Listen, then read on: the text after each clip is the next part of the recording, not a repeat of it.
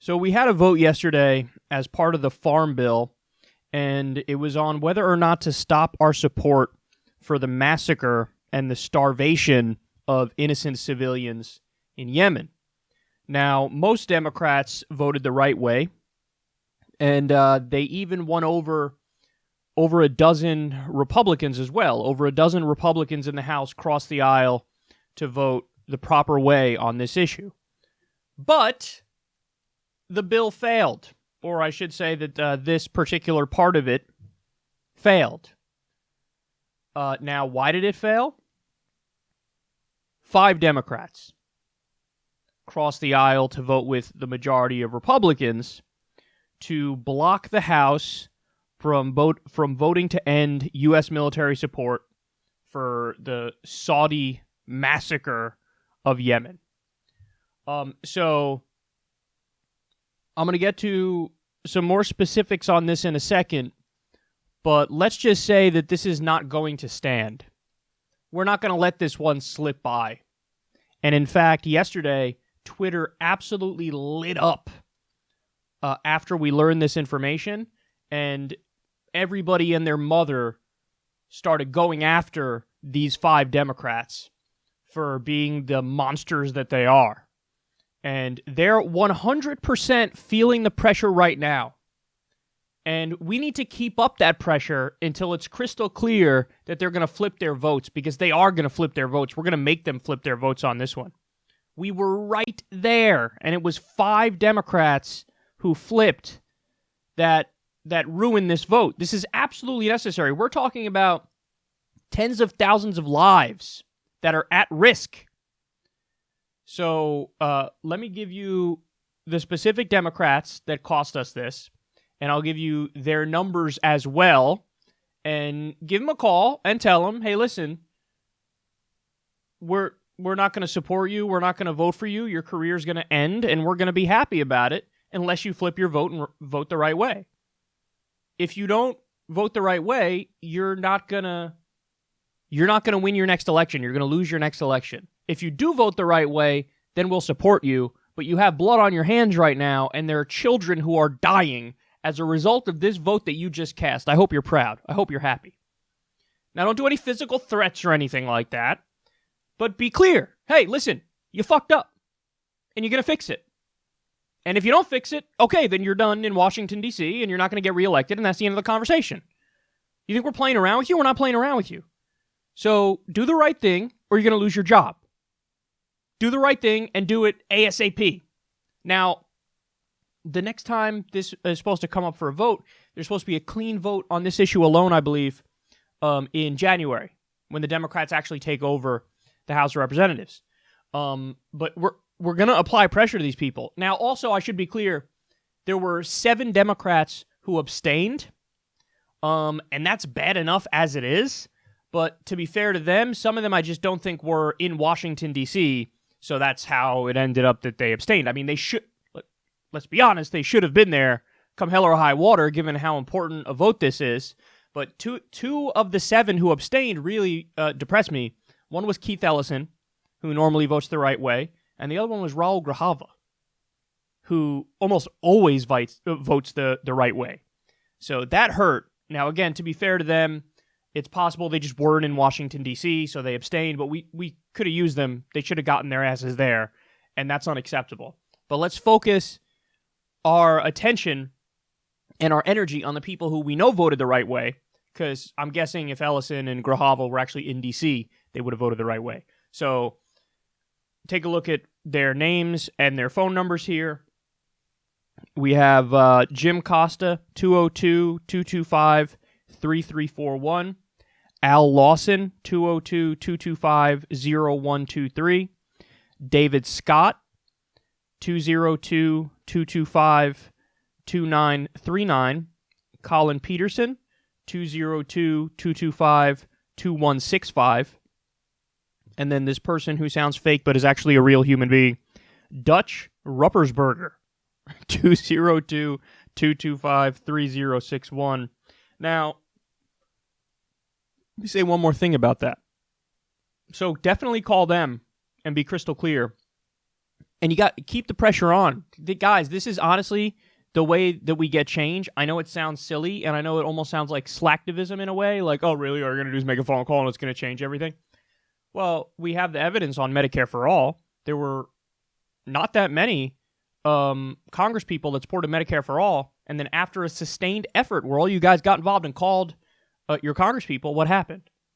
Now it's 122 Congress people who support Medicare for All. So they're human beings, and if you put enough pressure on them and they feel like, oh my God, I really fucked up, they're going to flip their vote. One of the few things that'll get politicians to override the will of their donors is if they feel like a vote they cast, they're just going to lose because of a particular vote they cast, they'll fix it. And remember what happened with Cory Booker, too. Cory Booker, who was against Bernie Sanders' provision, his amendment that would have made cheaper, would have re-imported drugs from Canada and like cut the price in half. He voted against it. And then after all of Twitter just dunked on him immediately and called him out and called him a sellout and all that stuff, corporatist, which is all true. And he's like, oh, but I know I take the most money from Big Pharma compared to any other politician in the country. But see, what had happened was the sun was in my eyes, and now I just want to say that there wasn't enough regulation in that other bill, and so now here I'm proposing my own bill that does the same thing that Bernie's did. So we forced him to flip. Again, you can force them to flip. But the other point is, there are rumors going on right now that Steny Hoyer authorized these 5 Democrats to do this. So it could be the Democratic leadership gave the green light and said, all right, you 5 Democrats, flip. And that would mean Steny Hoyer, who's he taking his marching orders from? My guess is it goes all the way up the chain of command, Democratic leadership, Nancy Pelosi, potentially, Chuck Schumer in the Senate, because we all know that when push comes to shove, oftentimes they do the bidding of their donors. And you're about to see the sad reality when it comes to the donors of some of these people who voted the wrong way. Now, I want to show you what Washington Post journalist Jeff Stein, who did a great job questioning one of these politicians, what that politician said in defense of himself when he basically became part of the pro-genocide caucus. So Colin Peterson is the Democrat that Jeff Stein spoke to, and look at this back and forth. Stein says, can you explain your vote on the Yemen resolution? Peterson said, yeah, it didn't belong in there. Stein says, why not? Couldn't you just have come back and done another vote?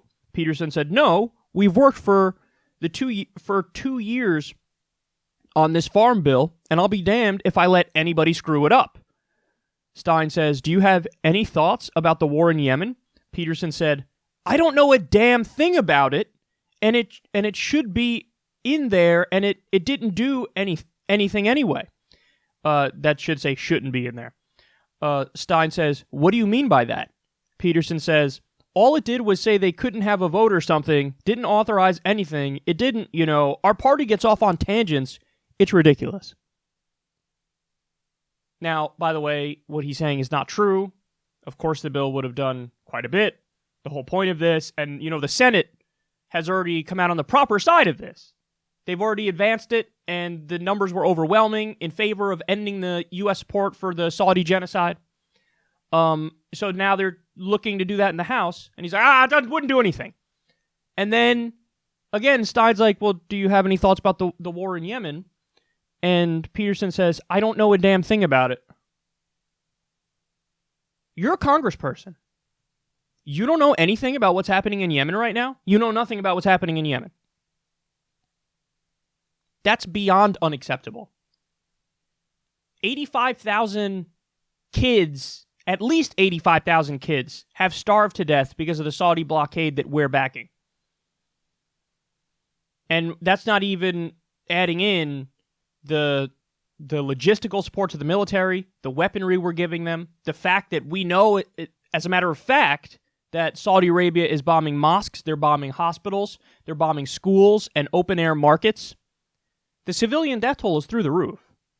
They're trying to starve a country to death and bomb civilians into submission because there's now a Shia Houthi government there, and Saudi Arabia will not accept that, and they want a Sunni government there, and they're also backing Sunni militias on the ground, including, you guessed it, Al-Qaeda. So that's what we're doing. We're de facto on the side of Al-Qaeda, and we're sitting back as a genocide happens. That's what we're doing. And by the way, when Saudi Arabia bombs these innocent civilians, you can see on the shell casings, made in the USA. And then we wonder why they hate us. So, this guy is one of the most powerful people in the goddamn country because he's a congressperson, and he doesn't know anything about what's happening in Yemen. You want to talk about the poster boy of privilege? I honestly do not know how these Democrats sleep at night after what they just did. I don't know how they sleep at night. They're part of the pro-genocide caucus. That's not an exaggeration. That's not hyperbole. That's what it is. So now you need to let them know that that's what they are. You got to tell them, oh, hey, just so you know, you're part of the pro-genocide caucus.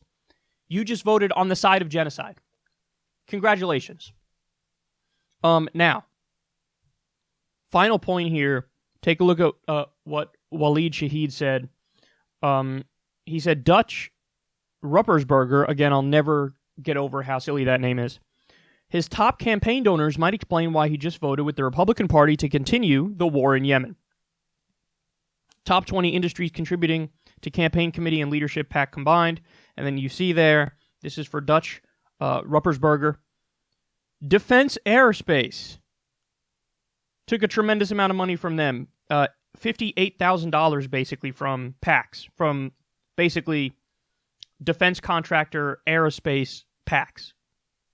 Defense Electronics, what does that say, $69,500? And then, of course, it goes health professionals after that, but then we get miscellaneous defense, $56,500 from PACs for the defense industry, a.k.a. the offense industry, or the military-industrial complex. So the dude takes a tremendous amount of money from the military-industrial complex, and then would you look at that? He's against the resolution that would have stopped our support of a genocide because it might cut into his donors' profits. Now, again, that doesn't mean it's impossible to change his vote. In fact, I think it's totally possible, but you just need to scare him enough into understanding he will lose his career if he doesn't vote the right way. And he needs to know that he is literally pro-genocide. So call up these congresspeople. Call them up. And tell them what's going on. Tell them this is unacceptable. This isn't a question. You just voted to be pro-genocide.